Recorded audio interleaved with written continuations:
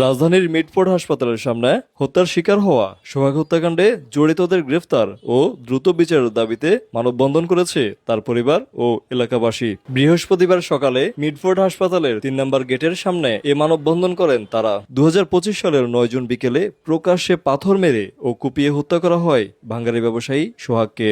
নৃশংস এই ঘটনায় অভিযুক্ত ২১ জনের মধ্যে গ্রেফতার হয়েছে ১৩ জন। বাকিদের অনেকে এখনো প্রকাশ্যে ঘুরে বেড়াচ্ছেন বলে অভিযোগ নিহতের পরিবারের। ১৩ জনকে ধরেছে, এখনো কাউকে ধরা হচ্ছে না, সবাই প্রকাশ্যে কিছু ঘুরে বেড়াচ্ছে, এরপরও ওকে ধরা হচ্ছে না। আমার আইনের কাছে একটাই অনুরোধ, যাতে তাদেরকে বিচার ধরা হয় এবং তাদেরকে কঠোর বিচার দেওয়া হয়। তারা হুমকি দিচ্ছে যে আমাদের কিছু করতে পারবে না, কিডন্যাপ করে যে মামলাটাকে করে দেওয়ার জন্য, তুলে নেওয়ার জন্য আমাদের কিডন্যাপ করবে, হয়তো আমাকে নয়তো আমার ভাইকে। ১ বছর কেটে গেছে, তারপরে ২ নম্বর আসামি টিটুকে ধরা হচ্ছে না। এরা কি আইনের অবহেলতা নাকি সে ইচ্ছা করে এরকম করছে না? আইন চাইলে তো একদিনের ভিতরে তাকে ধরতে পারে।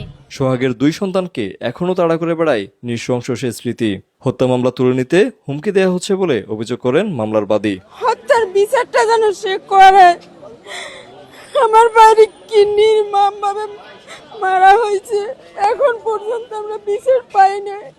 ২ নম্বর আসামি টিটু, সে প্রকাশ্যে ঘুরতে আছে, হুমকি দিতে আছে, বাদীর স্বামীরে করবে, মানে ওনাকে কিডন্যাপ করবে, আর তা না হলে এই যে সোহাগের ছেলে, সোহাগের মেয়েকে কিডন্যাপ করবে, তারপর বাদীকে করে জিম্পি করে মনে করেন যে এই যে মামলা, ওইটা যেন আমি উঠেই ফেলাই, এরকম তারা চিন্তা ভাবনা করতে আছে। তারা এরকম কিছু আমরা শুনছি, বা আমাদের কাছে ফোনেও অনেক কিছু তারা করে।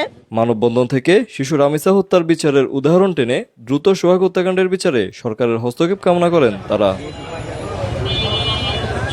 ফয়সাল রাফাত, টিভি5, ঢাকা।